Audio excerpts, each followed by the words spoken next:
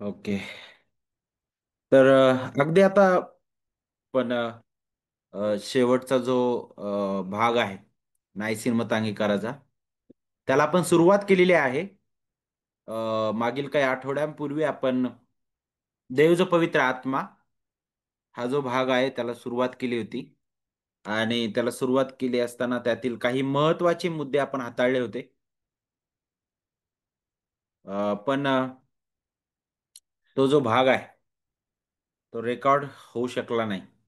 माहित नाही काय प्रॉब्लेम आला, परंतु थोडक्यात याच भागामध्ये आपण शिकत असतो. नव्याने जॉईन झाले असतील त्या सर्वांसाठी थोडीशी आपण उजळणी करू आणि मग पुढे जाणार आहोत. तर नायसीन मत अंगीकार त्याबद्दल शिकत असताना आपल्या सगळ्यांना माहित आहे की तिसऱ्या शतकामध्ये जे काही पाखंडी शिक्षण उदयास आलं होतं. जो एरेस नावाचा व्यक्ती होता, अ, अलेक्झांड्रियाचा तो एक वडील होता. तर त्याने ख्रिस्तावर आक्षेप घेतला. त्याचं दैवत्व, त्याचं परिपूर्ण कार्य त्यावर त्याने आक्षेप घेतला की ख्रिस्त जो आहे तो सार्वकालिक पुत्र नाही. आणि त्यासोबतच आपल्याला शिकायला भेटतं की तो जो होता आयरियस नावाचा व्यक्ती, तो इतका पाखंडी होता की तो त्रैक्याला पण मानत नव्हता. तो फक्त एकच देव नाही का, यहोवा देव, त्यालाच तो मानत होता. आणि आपण शिकलो की जर खऱ्या रीतीने त्या काळामध्ये जर अद्भुत रीतीने अशा प्रकारे ती सभा जमली नसती आणि जर योग्य रीतीने वचनानुसार जर त्याचा उलगडा त्या पाखंडी मताला उत्तर दिलं नसतं, तर आपण सर्वजण यहोवा साक्षी नाही का, यहोवा विटनेस, त्या एका भयंकर पाखंडी पंथाचा भाग असतो नाही का. परंतु देवाची उपकारस्तुती असतो, त्याला गौरव असो की त्याने आपल्यावर कृपा केली, त्याचं सत्याचं जतन त्याने प्रत्येक काळामध्ये केलेलं आहे. तर आपल्याला माहित आहे अथेनियस सारखे लोक त्या काळामध्ये उभे राहिले. त्या काळामध्ये त्या धर्मसभा बोलवण्यात आल्या आणि त्यावेळी मंडळीचा विश्वास काय आहे नाही का, तर त्याची एक सूची तयार करण्यात आली. अगदी सोपी आणि अगदी लहान नाही का अशा प्रमाणामध्ये, की आपला विश्वास काय आहे आणि आपल्या विश्वासाची कबुली म्हणून ते लिखित स्वरूपात शिक्कामोर्तब त्यावर करण्यात आला. जसा प्रेषितांचा मतांगीकार आहे त्याच्यानंतर आपल्याला इथं हा नायसीन मतांगीकार पाहायला भेटतो. आणि विशेष करून नायसीन मतांगीकाराबद्दल विचार करत असताना जे मुद्दे हाताळण्यात आलेले आहेत ते प्रत्येक मुद्द्याला एरियसने त्याचं चुकीचं मत मांडलेलं होतं. आणि म्हणूनच प्रत्येक मुद्दा ज्यावेळेस आपण हाताळतो त्यावेळेस आपल्याला तो पाखंडी मत काय होतं त्याबद्दल आपण विचार करतो. आणि म्हणून सुरुवात करत असताना आपण देवजो पित्याबद्दल शिकलो. आणि विशेष करून ज्यावेळेस आपण या नायसीन मतांगीकाराबद्दल विचार करतो, तर तीन भागामध्ये हा मतांगीकार विभागला गेलेला आहे. आणि हा तीन भाग जो आहे तो म्हणजे त्यातील पहिला भाग देव जो पिता त्याबद्दल आहे. विशेष करून त्रैक्यत्वावर आधारित हा मतांगीकार आहे, त्रैक देवावर. आणि त्यातील पहिला भाग जो आहे देव जो पिता त्याबद्दल आपल्याला मार्गदर्शन करतो, जे आपण सुरुवातीला शिकलो. त्यानंतर देव जो पुत्र नाही का, प्रभू येशू ख्रिस्त, त्याचं मनुष्यत्व, त्याचं दैवत्व, त्याचं परिपूर्ण जे कार्य आहे त्यावर आपण नंतरच्या भागामध्ये शिकलेलो आहे. आणि शेवटी आपण आता ज्या तिसऱ्या भागामध्ये आहोत तो आहे देव जो पवित्र आत्मा. आता ज्यावेळेस या तीन भागाबद्दल आपण पाहतो, तर तुम्ही म्हणाल की अरे पवित्र आत्म्यानंतर मंडळीबद्दल सुद्धा आहे. परंतु नेहमी प्रेषितांच्या मतांगीकारामध्ये सुद्धा आणि इथं सुद्धा तुम्ही ज्यावेळेस पाहता त्यावेळेस तुम्हाला हे शिकायला भेटेल, आपल्याला शिकायला भेटेल की पवित्र आत्म्याचा संबंध जो आहे तो मंडळीशी आहे. कारण मंडळीमध्ये पवित्र आत्म्याचं कार्य आपल्याला पाहायला मिळतं. तर थोडक्यात पवित्र आत्म्याबद्दल आपण शिकत असताना जो मतांगीकार आहे तो कशा प्रकारे त्याची कबुली देतो त्याकडे आपण पाहूया. तिथं म्हटलेलं आहे की आम्ही पवित्र आत्म्यावर विश्वास ठेवतो, जो जीवनाचा प्रभू व दाता आहे, जो पित्यापासून व त्याच्या देवपुत्रापासून येतो आणि पित्याप्रमाणे व पुत्राप्रमाणेच त्याचीही भक्ती केली जाते व गौरविला जातो. तो संदेष्ट्यांद्वारे बोलला. आता आपण सुरुवातीला शिकलो होतो की तीन ज्या आहेत धर्मसभा झाल्या तिसऱ्या शतकामध्ये. त्यामध्ये पहिली धर्मसभा नायसिया इथे झाली, त्यानंतर दुसरी कॉन्स्टन्टिनोपल त्या ठिकाणी झाली. आणि आणखी एक जी आहे धर्मसभा त्याच्यानंतर झाली. परंतु नायसिया इथे जी धर्मसभा झाली तिथं फक्त ख्रिस्ताबद्दलचे मुद्दे हाताळण्यात आले. आणि त्याच वेळी ज्यावेळेस पवित्र आत्म्याबद्दल बोललं गेलं तर आम्ही पवित्र आत्म्यावर विश्वास ठेवतो, फक्त एकच लाईन होती जी आपण अगोदर शिकलो नाही का मागच्या काही आठवड्यांपूर्वी. नंतरच्या काळामध्ये कॉन्स्टन्टिनोपल या ठिकाणी जी 381 मध्ये पुन्हा धर्मसभा झाली, त्या ठिकाणी मग पवित्र आत्मा तिथंच पुरेसर आहे. तर मग त्याला काही नाही का अधिक विस्तारित रीतीनं मांडण्यात आलं की त्याचं कार्य काय आहे. तर देव जो पवित्र आत्मा त्याबद्दल बोलत असताना आम्ही पवित्र आत्म्यावर विश्वास ठेवतो, जो जीवनाचा प्रभू व दाता आहे, जो पित्यापासून व त्याच्या देवपुत्रापासून येतो आणि पित्याप्रमाणे व पुत्राप्रमाणेच त्याची ही भक्ती केली जाते व गौरविला जातो. तो संदेष्टांद्वारे बोललेला आहे. तर या भागाबद्दल शिकत असताना आपण काही मुद्दे काढले होते आणि ते मुद्दे अशा प्रकारचे होते की सगळ्यात अगोदर आपण पवित्र आत्म्याचं दैवत्व त्याबद्दल आपण शिकलो, परंतु ते रेकॉर्ड झालेलं नाही म्हणून आपण थोडक्यात पुन्हा आपण ते शिकणार आहोत. त्यानंतर पवित्र आत्म्याचं व्यक्तित्व. तर पहिली जी लाईन आहे, पहिली जी ओळ आहे, आम्ही पवित्र आत्म्यावर विश्वास ठेवतो. तर हे आपल्याला एकतर तो कोण आहे, सगळ्यात अगोदर पवित्र आहे. आणि पवित्र हा शब्द जो आहे तो देवाशी संदर्भित आहे, कारण देवच पवित्र आहे, तो अतिशुद्ध आहे. आणि म्हणून तिथं आपल्याला त्याच्या दैवत्वाबद्दल शिकायला पाहिजे. अ, आणि ज्यावेळेस तिथं अशा प्रकारे मांडणी करण्यात आलेली आहे, तर आपल्याला हे समजणं गरजेचं आहे की पवित्र आत्मा जो आहे अ, तो एक शक्ती नाहीये, नाही का. कारण आज अनेक वेळा पवित्र आत्म्याकडे पाहत असताना एका शक्तीप्रमाणे सामर्थ्य नाही का, एक काहीतरी सामर्थ्य आहे की जे फक्त कार्य करतं नाही का, आणि एक शक्ती आहे अशाच प्रकारे पाहिलं जातं. आणि तो देव आहे त्याकडे दुर्लक्ष केला जातो आणि भयंकर गोष्ट आहे. आपल्याला हे समजणं गरजेचं आहे की तो त्रैक्यातील तिसरा व्यक्ती आहे. तिसरा म्हणजे तिसऱ्या स्थानावर नाहीये. तर नक्कीच आपल्याला पाहायला भेटतं की देवपणामध्ये देव जो पिता, ज्या प्रकारे सर्व देवपणाची गुण वैशिष्ट्ये त्यामध्ये सामावलेली आहेत, त्याच प्रकारे देव जो पुत्र आहे आणि त्याच प्रकारे देव जो पवित्र आत्मा आहे. आणि म्हणून ज्यावेळेस आपण पवित्र आत्म्याबद्दल विचार करतो तर आपल्याला हे समजणं गरजेचं आहे की तो देव आहे. बरोबर, तो देव आहे. दुसरी बाब आपल्याला हे समजणं गरजेचं आहे की तो व्यक्ती आहे, त्याला त्याला त्याला सुद्धा भावना नाही का, मन आहे, इच्छा आहे. त्याबद्दल सुद्धा आपण अनेक वचनं पाहिली होती की तो खिन्न होतो, आपण शिकलो नाही का. अम, अ, आणि आपण त्यानंतर पाहिलं की त्याच्या विरुद्ध लबाडी सुद्धा केली जाऊ शकते, परंतु नक्कीच देव म्हणून त्याला सर्व माहीत आहे. जर तुम्ही बारकाईने प्रेषितांची कृत्य 5वा अध्याय जर पाहिला तर तिथं पेत्र नाही का त्या हनन्या आणि सप्पिराला म्हणतो की त्या ठिकाणी तू पवित्र आत्म्याविरुद्ध लबाडी करावं नाही का, यासाठी तुला कोणी चिथवलं म्हणे, सैतानाने कसं चिथवलं म्हणे तुला. तर आणि पुढं लगेच काय म्हटलेलं आहे की तू देवाशी लबाडी केलेली आहेस. कुणाशी? देवाशी लबाडी केलेली आहेस म्हटलेलं आहे. तर यातून आपण समजू शकतो की तो देव आहे. दुसरी बाब, तो शक्ती नाहीये, तर तो व्यक्ती आहे. त्रैक्यातील तिसरा व्यक्ती. आपल्याला हे समजून घेणं गरजेचं आहे. त्याला व्यक्तित्वाचे गुण लावण्यात येतात नाही का. आणि म्हणून आपल्याला हे सुद्धा समजणं गरजेचं आहे की तो काहीतरी नाही का एक वेगळा काहीतरी असा भाग नाहीये, तर त्रैक्यातील तिसरा व्यक्ती आपल्याला पाहायला भेटतं. तर पुढे आपण येत असताना ज्यावेळेस आपण या मतांगीकाराबद्दल विचार करतो तर त्याचं दैवत्व, त्याचं व्यक्तित्व आपण थोडक्यात पाहिलं. आता पुन्हा आपण ते पुढे पाहणारच आहोत, परंतु आता पुढे पवित्र आत्म्याचं पिता आणि पुत्रासोबतचं नातेसंबंध, त्यासोबतच पवित्र आत्म्याचं कार्य, आणि मग शेवटी लागूकरणामध्ये तो कशा प्रकारे भक्तीस पात्र आहे, आराधनेस पात्र आहे, ते आपण शिकणार आहोत. तर सगळ्यात अगोदर मतांगीकारामध्ये ज्यावेळेस बोललं जातं की आम्ही पवित्र आत्म्यावर विश्वास ठेवतो, त्यानंतर लगेच म्हटलंय की तो जीवनाचा दाता आहे. आणि जर इंग्लिशमध्ये जर आपण पाहिलं तर त्याची रचना अशा प्रकारे आहे, जो पित्यापासून व त्याच्या देवपुत्रापासून येतो, जो जीवनाचा दाता आहे असं म्हटलेलं आहे. तर त्याच प्रकारे आपण इथं मांडणी केलेली आहे, जो पित्यापासून व पुत्रापासून येतो.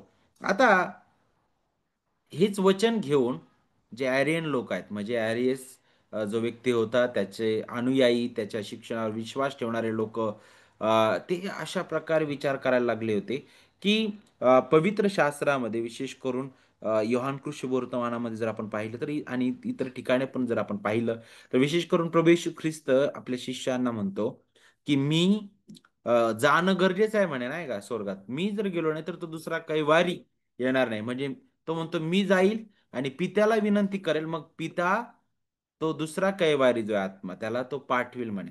आणि आणखी एका ठिकाणी प्रभू येशू ख्रिस्ताने सांगितलेलं आहे की मी गेलो म्हणजे मी त्याला पाठविल. तर तोच संदर्भ घेतलाय जसाच्या तसा आणि मतांगीकारामध्ये तो तशीच ती लाईन मांडलेली आहे. पण काय झालं माहितीये का, तो पित्यापासून आणि पुत्रापासून येतो. इथं जे आर्यन लोक होते त्यांनी तो मुद्दा उचलला आणि ते म्हणायला लागले की ज्या प्रकारे पुत्र हा सार्वकालिक नाहीये, कारण पुत्र पित्यापासून आलेला आहे आणि म्हणून पित्यापासून जन्मलेला म्हणजेच ॲरेस म्हणत होता की याचा अर्थ की जगाच्या निर्मितीच्या अगोदर कुठंतरी पुत्राची निर्मिती झालेली आहे. आणि याचा अर्थ त्याच्या अगोदर पिता, देव पिता म्हणून नव्हता आणि तो नंतर ज्यावेळेस त्याला पुत्राची निर्मिती झाली तेव्हापासून मग तो पिता म्हणण्यात आलं असं ते म्हणायला लागले. आणि म्हणून हा जो पुत्र आहे तो म्हणतो की मी देव मानतो, पण हा छोटा देव आहे, लहान देव आहे, कारण हा निर्मित देव आहे. अशा प्रकारे तो विचार करत होता. आणि मग आता बघा, हा जो प्रभाव आहे, हा प्रभाव त्रैक्यावर भयंकर पडणार आहे. कारण त्रैक्यातील दुसऱ्या व्यक्तीवर अगदी घाला घातलेला आहे आणि त्यामुळं एकतर पित्यावर सुद्धा आणि पवित्र आत्म्यावर सुद्धा याचा प्रभाव पडणार आहे. कशा प्रकारे प्रभाव पडला पवित्र आत्म्यावर सुद्धा? जर ते लोक असा विश्वास ठेवत होते की जर तो पित्यापासून आलाय तर तो निर्मित आहे, पुत्र दुय्यम स्थानाला आहे, तर मग पवित्र आत्मा तर अगदी त्याच्यापेक्षा खालच्या दर्जाला जायला पाहिजे. का बरं? कारण तो पित्यापासून आणि पुत्रापासून आलेला आहे. किती भयंकर आणि किती भयंकर मोठं पाखंड आहे. पुत्राला तर नाकारलंच, पवित्र आत्म्याला तर एक देवावर भयंकर हा नाही का डाग आणणं अशा प्रकारे होतं.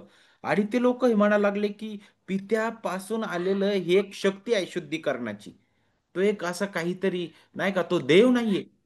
तर ही भयंकर असे पाखंडी मत होते आणि त्यांना खोडून काढण्यासाठी यामध्ये आपल्याला या मत अंगीकारामध्ये ह्या सर्व ओळी ज्या आहेत त्या पाहायला भेटतील.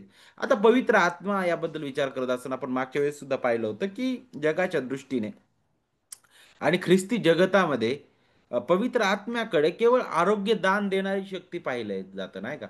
काहीतरी मला आरोग्य मिळल किंवा माझी गरजा पूर्ण करणारे एक सामर्थ्य म्हणून पाहिलं जातं किंवा जो दुःख दूर करणारी एक ताकद, नाही का, अशा प्रकारे पवित्र आत्म्याकडे पाहिलं जातं. पण देवाच्या प्रिय लेकरांनो, ज्यावेळेस मतांगीकाराबद्दल आपण विचार करतो तर लक्षात घ्या आपण का बरं याबद्दल विचार करत आहोत. हे मतांगीकार जे आहेत हे बायबलच्या वरती नाहीये, परंतु हे जे सर्व सूची तुम्हाला पाहायला भेटतात, मला पाहायला भेटतात, हे सर्व बायबल आधारित आहे. पवित्र शास्त्रातून हे सर्व घेण्यात आलेलं आहे, म्हणूनच आपण त्याचा अभ्यास करत आहोत. तर मग पित्यापासून आणि पुत्रापासून येतो याचा अर्थ काय आहे? सगळ्यात अगोदर पवित्र शास्त्रामध्ये पवित्र आत्मा देव आहे याची साक्ष देणारे कमीत कमी आपल्याला सहा वेगवेगळे प्रकार किंवा सहा वेगवेगळ्या प्रकाराने आपण पाहू शकतो की तो देव आहे. आणि जे जुन्या करारामध्ये यहोवा देवाला नाव देण्यात आलं तेच आपल्याला पवित्र आत्म्याला देण्यात आलेले नाव म्हणून आपल्याला पुढे पाहायला भेटतील. विशेष करून जर तुम्ही प्रेषितांची कृत्य वाचलं आणि यशयामध्ये जर पाहिलं तर तिथं 6व्या अध्यायामध्ये यशया 6 आणि प्रेषितांची कृत्य 8 मध्ये जिथं पवित्र आत्म्याला प्रभू म्हणून प्रदर्शित केलेला आहे. प्रभू. आणि आपल्याला पाहायला भेटल की हा जो शब्द आहे प्रभूसाठी वापरण्यात आलेला, तो शब्द जुन्या करारामध्ये यहोवा देवासाठी वापरण्यात आलेला आहे. देवचे पिता. त्रैक्यातील पहिल्या व्यक्तीसाठी नाही का. तर तो शब्द इथं सुद्धा वापरण्यात आला, हे साबित करतं की तो देव आहे. त्यानंतर पेत्राने ते अगदी स्पष्ट केलं. 5व्या अध्यायामध्ये हनन्या आणि सप्फीरा विशेष करून त्यांच्याशी बोलत असताना तो काय म्हटला, की तुम्ही देवाशी लबाडी केलेली आहे, नाही का, देवाच्या आत्म्याशी तुम्ही लबाडी केली. पुढे म्हटलं खुद्द तुम्ही माणसाशी नाही तर देवाशी लबाडी केली. ओके. पुढे जाऊन आपल्याला हे शिकायला भेटतं, जर तुम्ही करीन करासपत्र पहिले करीन जर वाचलं, तर तिथं तुम्हाला हे शिकायला भेटेल की पवित्र आत्मा तिथं मंदिरात वास करतो म्हटलेलं आहे. पवित्र आत्म्याचं मंदिर आहे म्हणे तुमचं शरीर. आणि नक्कीच मंदिरामध्ये कोण वास करतं मग? केवळ देवच, नाही का. देवाची उपस्थिती दाखवणार आहे. आणि हा संदर्भ जो आहे ना मंदिराचा, तो आपल्याला निवास मंडपाशी कनेक्ट आहे. आणि निवास मंडपामध्ये देवाचं उतरणं, देवाचं वास्तविकता, देवाचा नाही का वास किंवा देवाची समक्षता ते दाखवणार आहे. त्याच प्रकारे इथं पवित्र आत्म्याबद्दल वर्णन केलेलं आहे. त्यानंतर मत्ते 28 मध्ये खुद्द ख्रिस्त सुद्धा म्हणतो की पित्याच्या, पुत्राच्या, पवित्र आत्म्याच्या नावाने त्यांना बाप्तिस्मा द्या, बरोबर की नाही. महान आज्ञेमध्ये तिथं सुद्धा अगदी समान रीतीने एकाच लाईन मध्ये ख्रिस्त सुद्धा बोलत असताना पिता, पुत्र, पवित्र आत्म्याच्या नावाने तिथं अशा प्रकारे म्हणत नाही तो, की पित्याच्या, पुत्राच्या आणि मग नंतर, असं नाही, अगदी एकाच लाईन मध्ये तो घेतो, नाही का. तर इथं त्रैक्यासोबतची त्याची समानता आपल्याला पाहायला भेटते. त्यानंतर तुम्ही जर स्तोत्र 139 पाहिलं आणि वचन 7-8 मध्ये, तर तिथे सांगितलं तुझ्या आत्म्यापासून मी कोठे लपू, नाही का, स्तोत्रकर्ता म्हणतो. तर तिथं दैवी जी गुणधर्म आहेत ना, जी देवामध्येच आहेत फक्त, आणि ते गुणधर्म आत्म्यासाठी दाखवलेले आहेत. कारण देव हा सर्वव्यापी आहे, सर्वज्ञानी आहे, सर्व सामर्थ्य आहे. आणि तेच दावीद राजा म्हणतो की तुझा आत्मा, नाही का, त्याच्यापासून मी कुठं लपू. मी कुठेही गेलो तर तिथं तुझा आत्मा आहे. तो सर्वव्यापी आहे, सर्वज्ञान आहे, सर्व सामर्थ्य आहे, जे केवळ देवाबद्दल आहे ते गुणधर्म.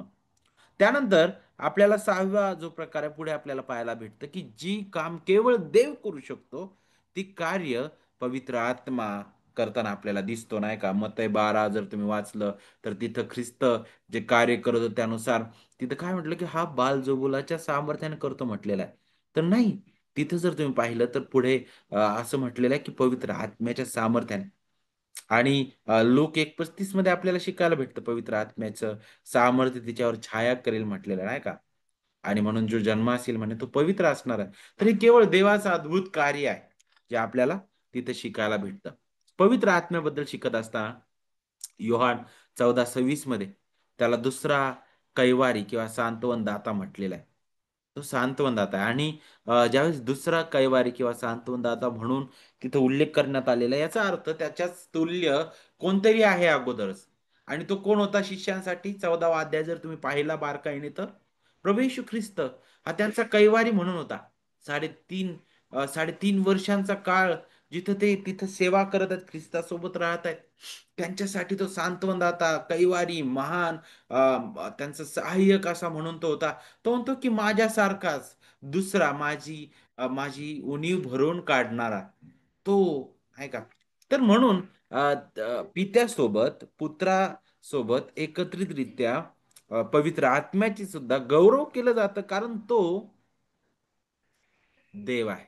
तो देव आहे. आणि मग आता ह्या सर्व गोष्टी समजून घेतल्यानंतर मत अंगीकार ज्या प्रकारे मांडतो की पित्यापासून आणि पुत्रापासून तो येतो.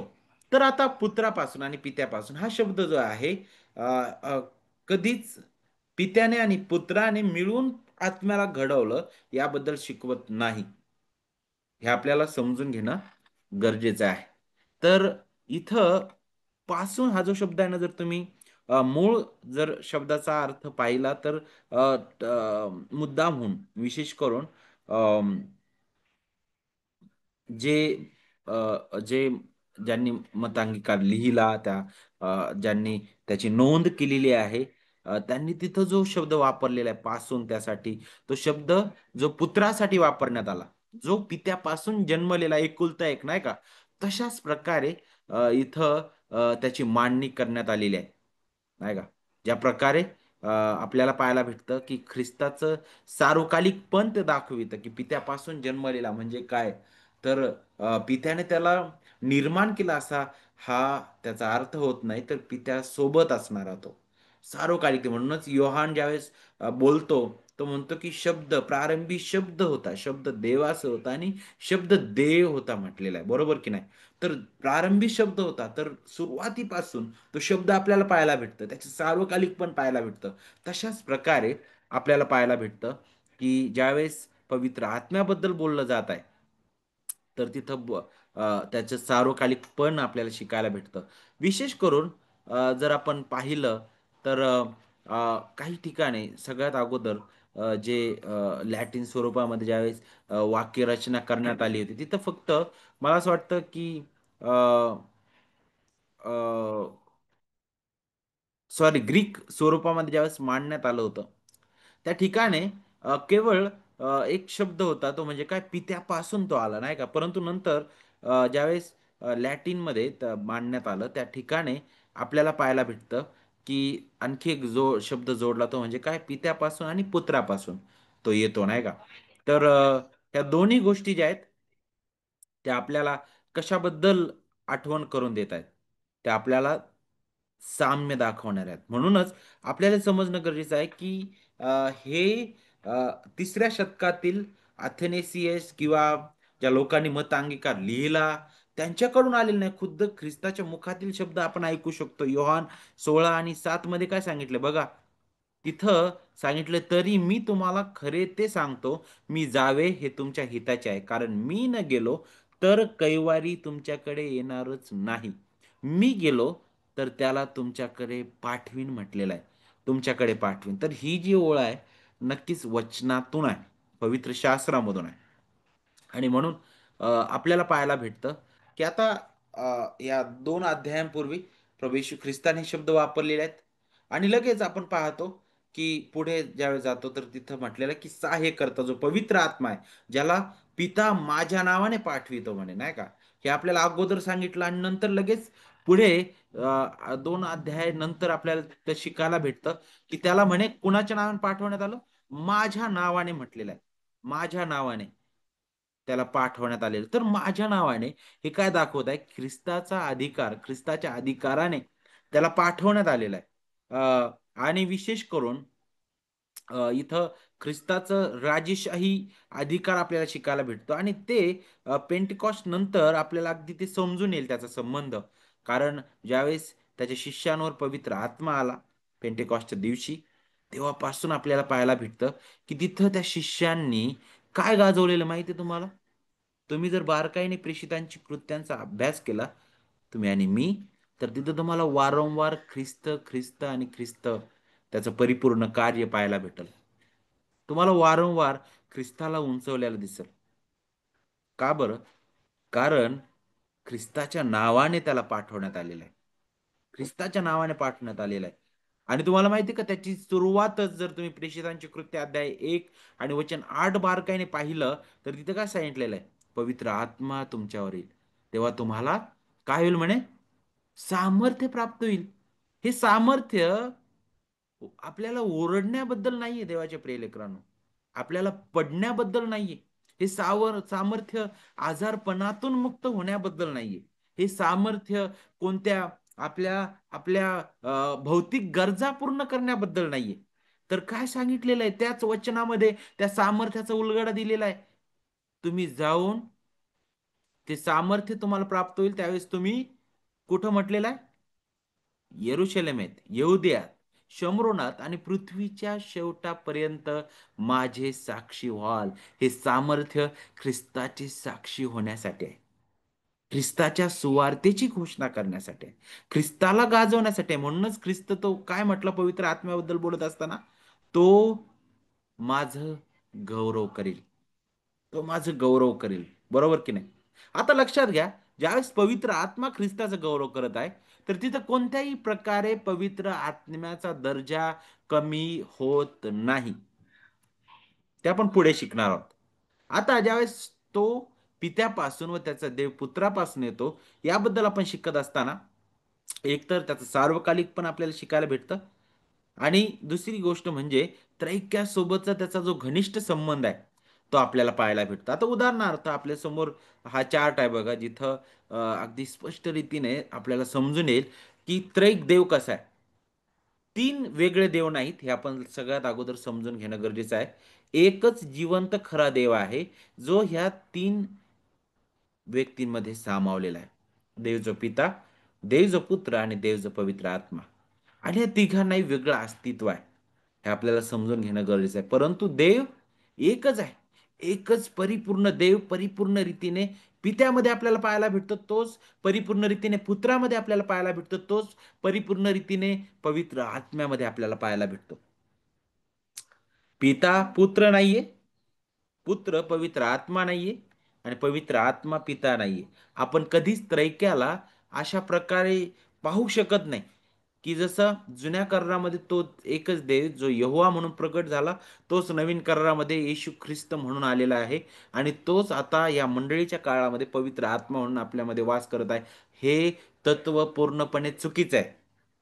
कारण पवित्र शास्त्र अगदी स्पष्ट रीतीने ह्या तिघांचं वेगळं अस्तित्व दाखवितं. त्यासोबतच एकच जिवंत देवाबद्दल स्पष्टपणे बोलतं.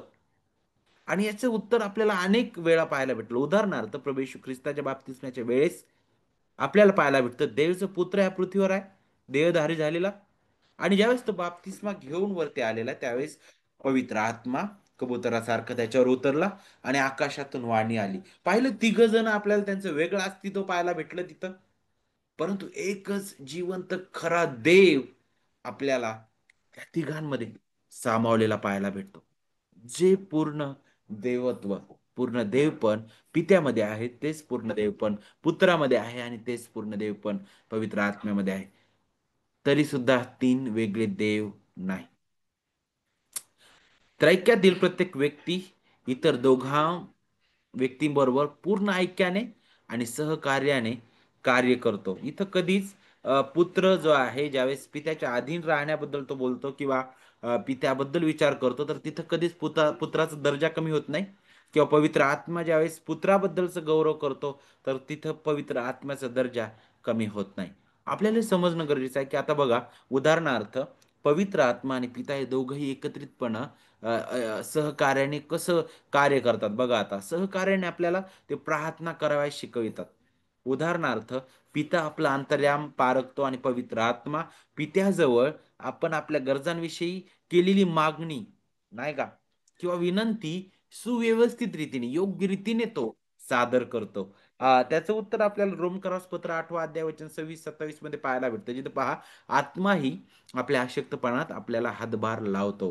कारण आपण यथायोग्य प्रार्थना कशासाठी केली पाहिजे हे आपल्याला ठाऊक नाही, पण आत्मा स्वतः अनिर्वाच्य कणण्याने मध्यस्थी करतो. पवित्र आत्मा त्याच्याबद्दल आपण पाहतो वचन 27 मध्ये पहा, अंतर्यामी पारखणाऱ्याला. इथं अंतर्यामी पारखणारा कोण? देव जो पिता. दोघंही इथे एका सोबत कार्य करताना, एकमेकांच्या सहकार्याने कार्य करताना आपल्याला दिसत आहे. तो म्हणतो की अंतर्यामी पारखणाऱ्याला त्या आत्म्याचा मनोभाव काय हे ठाऊक आहे. आता ज्यावेळेस आपण त्रैक्याबद्दल पाहतो, एक, दोन आणि तीन हे नंबर आपल्याला शिकायला भेटतात. तर हे तीन नंबर अ, दर्जा दाखवणारे नाहीत, हे लक्षात घ्या. हे तीन नंबर जे आहेत, ज्यावेळेस आपण पाहतो, एक नंबर, दोन नंबर आणि तीन नंबर, म्हणजे पिता पुत्र आणि पवित्र आत्मा, ज्यावेळेस त्याबद्दल विचार करतो, तर आपल्याला तारणाच्या कार्यामध्ये हा त्रैक देव कशा प्रकारे स्वतःहून एकमेकांच्या अधीन झालेला आहे, ते आपल्याला इथं समजून घेणं गरजेचं आहे. पित्याने तारणाची योजना केली. पहिली योहान 4:14 आपल्याला काय सांगता, आम्ही पाहिले आहे आणि आम्ही साक्ष देतो की पित्याने पुत्राला जगाचा तारणारा म्हणून पाठवलं आहे. एफेसी 1:4 मध्ये सुद्धा त्याबद्दल सांगितलेलं आहे की आपण त्याच्या समोर, त्याच्या समक्षतेत निर्दोष आणि पवित्र असं उभं राहावं म्हणून त्याने प्रिय पुत्राठाई आपल्याला निवडलं म्हटलेलं आहे. पित्याने तारणाची योजना केली. पुत्राने वधस्तंभावर प्रायश्चित्तात्मक अर्पण देण्याद्वारे त्या तारणाचं कार्य सिद्धीस नेलेलं आहे. योहान 17:4 मध्ये पहा, काय प्रार्थना करतो प्रभू येशू ख्रिस्त.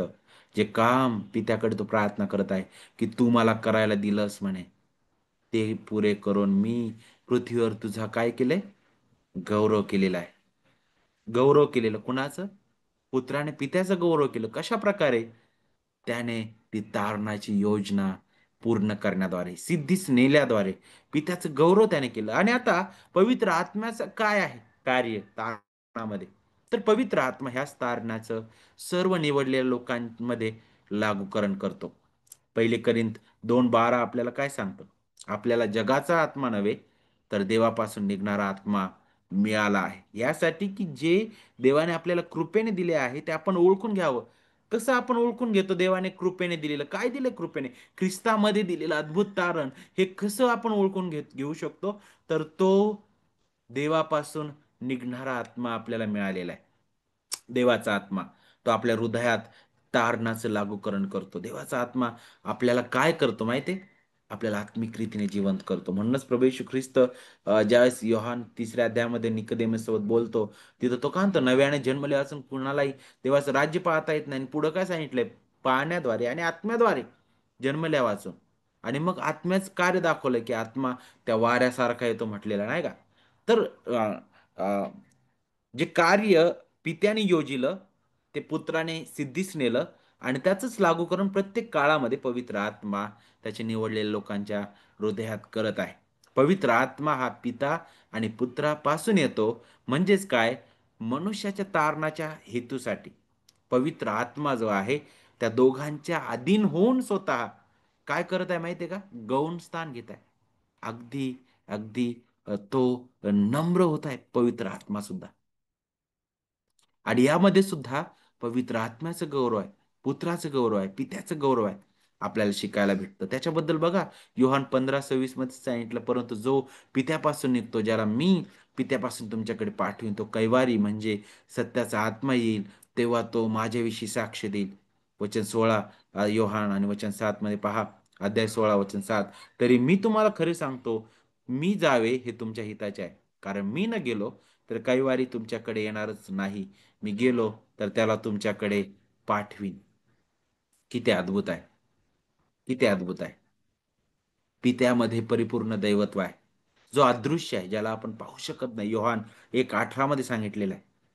पवित्र आत्मा सुद्धा आत्मा आहे, त्याला सुद्धा आपण पाहू शकत नाही. परंतु आपल्याला माहित आहे, पुत्रामध्ये परिपूर्ण दैवत्व आहे. जो देहधारी झाला, जो दृश्य स्वरूपात आला, त्याला आपण वचनाद्वारे पण अनुभवतो. पवित्र आत्मा सुद्धा परिपूर्ण देव आहे आणि तो तारणामध्ये क्रियाशील आहे. तो क्रियाशील आहे. आता मत अंगीकाराबद्दल विचार करत असताना पुढं काय म्हटलेलं आहे, की जो जीवनाचा प्रभू व दाता आहे. जीवनाचा प्रभू व दाता आहे. आता प्रभू हा जो शब्द आहे ना, अ, विशेष करून जे सेप्टुजिएंट जे ग्रीक भाषांतर करण्यात आलं जुन्या कराराचं, अ, विशेष करून अ, इब्री भाषेमधून, त्यावेळी इथं कुरिओस हा शब्द वापरण्यात आला. आणि कुरिओस हा शब्द जो आहे त्याचा अर्थ होतो प्रभू. प्रभू. आणि हा शब्द इब्रीमध्ये याहवे, याहवे नाही का, यहोवा देवासाठी वापरण्यात आलेला आहे. आणि तो शब्द आपल्याला पाहायला भेटतं की इथं मतांगीकारामध्ये सुद्धा पवित्र आत्म्यासाठी वापरण्यात आलेला आहे. तर इथं आपल्याला त्याचं दैवत्व पाहायला भेटल. त्याचं दैवत्व आपल्याला पाहायला भेटल. तो सर्व शक्तिमान आहे. आणि विशेष करून ज्यावेळेस यहोवा देवाबद्दल आपण शिकतो, तर तो करार जपणारा देव आहे. तो सर्व सामर्थी प्रभू आहे. तो सर्व शक्तिमान देव आहे. तशाच प्रकारे आपल्याला पाहायला भेटतं की हे पित्यासोबत पुत्रासोबत पवित्र आत्म्याचं ऐक्य दाखवणार आहे. ऐका, ज्या प्रकारे पिता सार्वकालिक, सर्व सामर्थी, सर्वव्यापी, सर्व ज्ञानी आहे, त्याच प्रकारे पुत्र आहे आणि त्याच प्रकारे पवित्र आत्मा आहे. जुना करार अगदी स्पष्ट रीतीने त्याची आठवण करून देतो. त्याला परमेश्वराचा आत्मा म्हटलेला आहे. परमेश्वराचा आत्मा म्हटलेला आहे का? आणि जिथं आपल्याला दैवी सामर्थ्य, अधिकार, त्याची उपस्थिती ते दाखवणार आहे. उदाहरणार्थ यशिया 11:2 मध्ये परमेश्वराचा आत्मा, सुज्ञानाचा व समंजसपणाचा आत्मा, सुसंकल्पाचा व सामर्थ्याचा आत्मा, परमेश्वराच्या ज्ञानाचा व भयाचा आत्मा.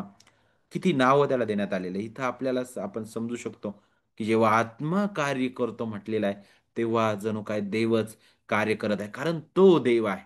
नवीन करारामध्ये सुद्धा आत्मा हा देव आहे. त्याच्यासाठी प्रभू हा शब्द वापरण्यात आलेला आहे. 2 कोरिंथ 3:17 मध्ये पाऊल ज्यावेळेस बोलतो त्यावेळेस तो म्हणतो की आता तो प्रभू, तो आत्मा आहे. आणि जिथं प्रभूचा आत्मा आहे तिथं मोकळीक आहे, बरोबर की नाही?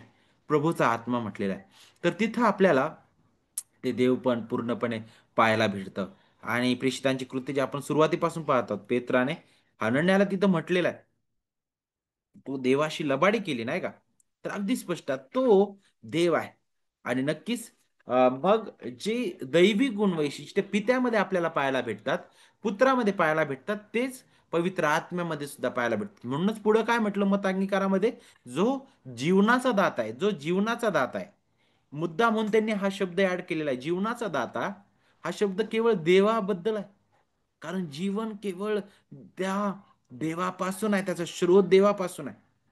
आणि ज्यावेळेस जीवनाबद्दल बोललं जातं पवित्र आत्म्याबद्दल, तर इथं दोन प्रकारे, एक तर निर्मितीमधील जीवन आणि तारणामधील दोन गोष्टी आपल्याला इथं त्याची जी महत्वाची भूमिका आहे आणि त्यामध्ये तो सक्रिय आहे ते दाखवणार आहे. उदाहरणार्थ सर्व जीवनाचा तो स्रोत आहे. त्याचे उदाहरण आपल्याला उत्पत्ती 1:2 मध्ये पाहायला भेटतं, जिथं पृथ्वी आकारविरहित व शून्य होती. जलनिधीच्या पृष्ठभागावर अंधकार होता आणि देवाचा आत्मा जलावर तळपत राहिला होता. तळपत राहणं म्हणजे जसा मासा पाण्यातून बाहेर काढल्यानंतर त्याला वेदना होतात, तशा प्रकारचा हा शब्द नाहीये. मूळ शब्द जो आहे तो म्हणजे काय, सक्रिय. सक्रिय. पित्यासोबत पुत्रासोबत पवित्र आत्मा सुद्धा निर्मितीच्या कार्यामध्ये सक्रियपणे कार्यरत होता. स्तोत्र 104 आणि 30 मध्ये अगदी स्पष्ट केलंय, तू आपला आत्मा पाठवतोस तेव्हा ते उत्पन्न होतात व तू पृथ्वीचा पृष्ठभाग पुन्हा नवा करतोस.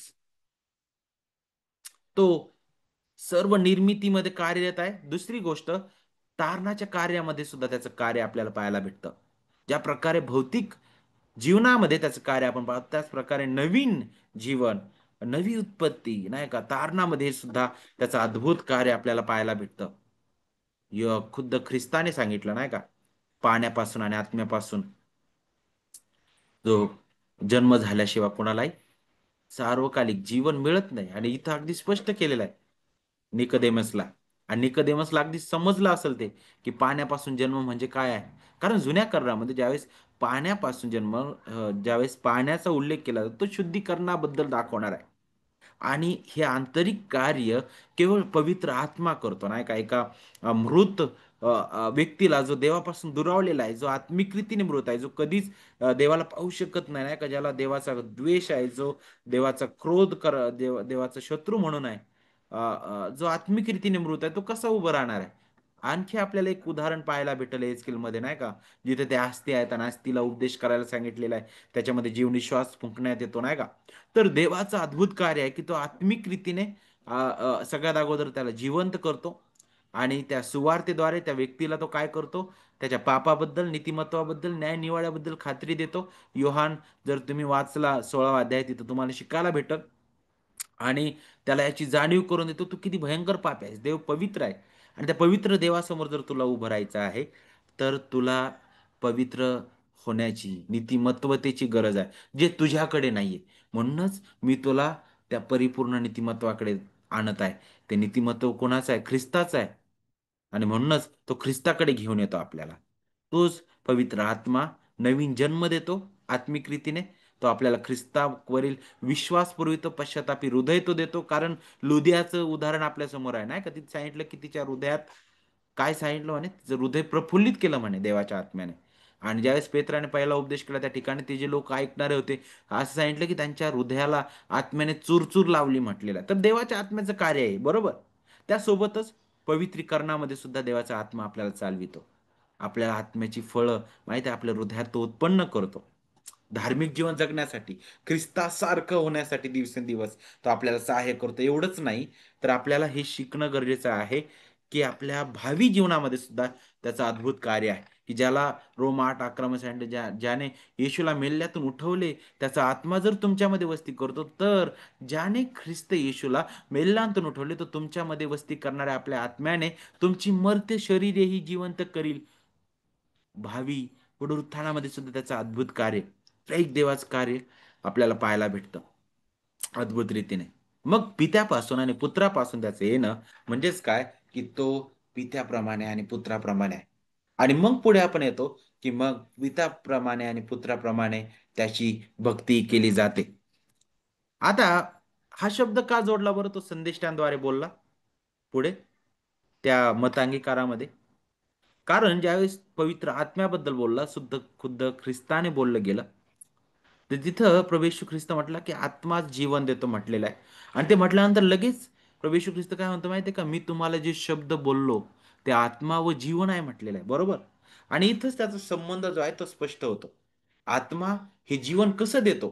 जर तुम्ही रोमकारास पत्र जर वाचलं, मला असं वाटतं 10व्या अध्यायामध्ये, तिथं अगदी स्पष्ट केलेलं आहे की विश्वास वार्तेने आणि वार्ता ख्रिस्ताच्या वचनाने होते म्हटलेलं आहे, बरोबर. आणि मग हे कसं शक्य आहे? तर देवाचा आत्मा त्याच्या वचनाद्वारे त्या ते कठीण हृदय फोडतो, त्याच्या जीवनामध्ये कार्य करतो, त्याला आत्मिक रीतीने जिवंत करतो. ख्रिस्ताची खरी जी गरज आहे ती तो त्याला दाखवितो. आणि अंतःकरणापासून त्याने ख्रिस्ताकडे वळावं म्हणून त्याला तो विश्वास, पश्चातापी हृदय तो देतो. आणि मग आपल्याला पुढे शिकायला भेटतं की वचनामध्ये वचनाची प्रेरणा खुद्द पवित्र आत्म्याकडून आहे. आणि मग सर्व शास्त्रलेख ईश्वर प्रेरित आहे, देवाच्या प्रेरणेने आलेला आहे. तर मग त्याबद्दलच बोलत असताना पेत्र सुद्धा पुढे बोलतो नाही का?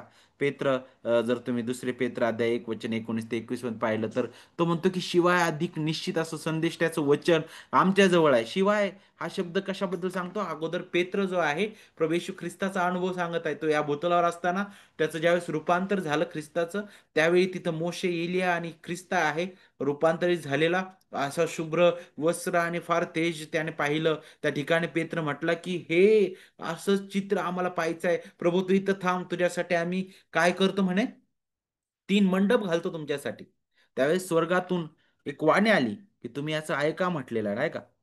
तुम्ही याचं ऐका. आणि तो तो जो उदाहरण आहे पेत्र घेतो आणि तो म्हणतो की ह्या गोष्टी आम्ही पाहिल्या आहेत, परंतु अधिक निश्चित काय आहे आता? आता तो म्हणतो की ख्रिस्त आपल्याला अशा प्रकारे भौतिक रीतीने तो दर्शन देणार नाहीये, परंतु जर तुम्हाला ख्रिस्त पाहायचं आहे तर संदेश त्याचं वचन तुमच्या जवळ आहे, माझ्या जवळ आहे, हे अधिक निश्चित आहे. आणि ते काळोख्या जागी प्रकाशणार आहे. देवाचं वचन काळोखमय हृदय प्रकाशित करतं, काय का? आणि तुम्ही त्याच्याकडे लक्ष द्या म्हटलं. का बरं ते प्रकाशित करू शकतं? कारण हे वचन देवाचं वचन आहे, देवाच्या आत्म्याच्या प्रेरणेने आलेलं आहे. आणि त्याच्याबद्दलच वचन 21 मध्ये तो म्हणतो, कारण संदेश मनुष्यांच्या इच्छेने कधी आलेला नाही. का बरं हे काळोख्या जागी प्रकाशतं दिव्याप्रमाणे?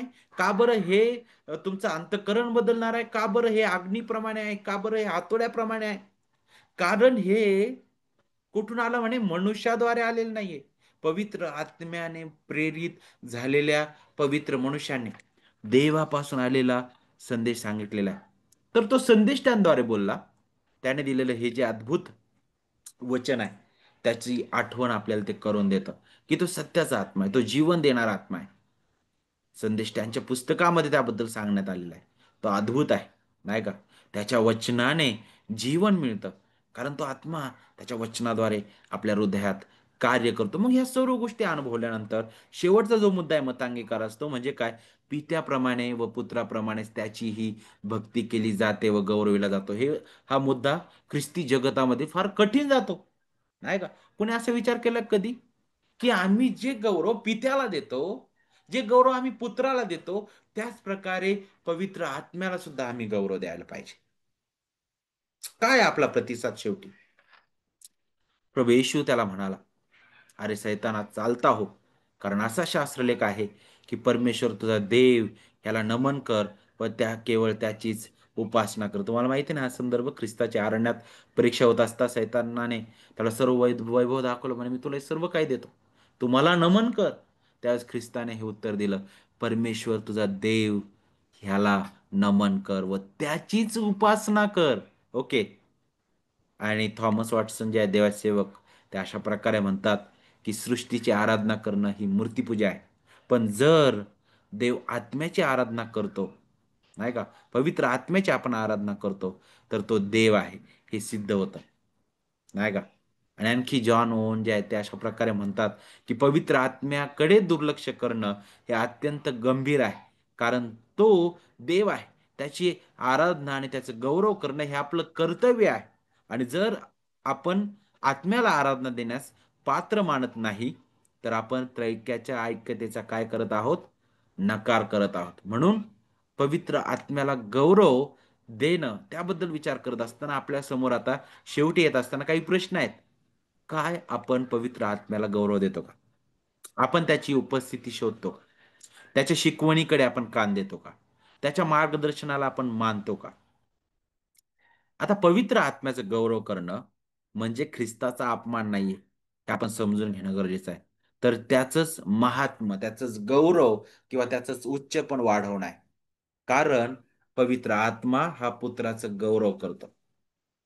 ज्यावेळी आपण पवित्र आत्म्याच्या प्रेरणेने म्हणजे त्याच्या वचनाच्या अधीन राहून आपलं जीवन जगतो, त्यावेळी ह्या सर्व गोष्टीचा आहे त्याचा आनंद आपण घेतो. आणि म्हणून देव जो पवित्र आत्मा याबद्दल अ, विचार करत असताना अ, विशेष करून आपण हे समजून घेणं गरजेचं आहे, की तो देव आहे आणि त्याच प्रकारे आपण हे पाहणं गरजेचं आहे. तारणाच्या कार्यामध्ये तर एक देव एकमेकांच्या अधीन झालेला आपल्याला दिसतो. परंतु गौरवामध्ये तिघांनाही समान दर्जा आहे. पिता गौरवी आहे, पुत्र गौरवी आहे आणि पवित्र आत्मा गौरवी आहे. जेव्हा पुत्राचं गौरव होतं, तिथंच पवित्र आत्म्याचं पण गौरव होतं आणि पित्याचं पण गौरव होतं. कारण पवित्र आत्मा पुत्राचं गौरव प्रकट करतो त्याच्या वचनातून आणि आपण त्याच्या वचनाद्वारे त्याच्या पुत्राच्या अधीन होतो. त्या वचनाद्वारे तो आपल्याला जितकं पुत्राच्या प्रतिमेत घडवत आहे, तिथं सुद्धा सरतेशेवटी पित्याचं आणि पवित्र आत्म्याचं सुद्धा गौरव होत आहे. आणि म्हणून शेवटी येत असताना आतापर्यंत काय आमचे दृष्टिकोन असतील आपल्या सगळ्यांना माहीत आहे. जर आम्ही फक्त एक शक्ती, एक सामर्थ्य नाही का किंवा एक काहीतरी वेगळा नाही का शुद्धीकरणाचं एक शक्ती देवाने पाठवलेली आहे, असं जर आपण म्हणत असू, तर आता थांबून देवाकडे क्षमा मागण्याची गरज आहे. कारण तो खुद्द देव आहे. प्रभू येशू ख्रिस्तानं खुद्द सांगितलं, की पवित्र आत्म्याविरुद्ध जो कोणी पाप करेल म्हणे त्याला क्षमा नाहीये म्हणे. हे आपण समजून घेणं गरजेचं आहे. तो आपल्या हिशोबाने येणार नाही. ज्यावेळेस कृपादान देण्याबद्दल सुद्धा बोललं जातं, तर तो आपल्या इच्छेने ज्यांना द्यायचं त्यांना देतो म्हटलेलं आहे. बरोबर? नवीन करारामध्ये. कारण तो देव आहे. त्याचा अधिकार आहे. आणि म्हणून त्याला आपण गौरव देऊ. आपण प्रार्थना करूया.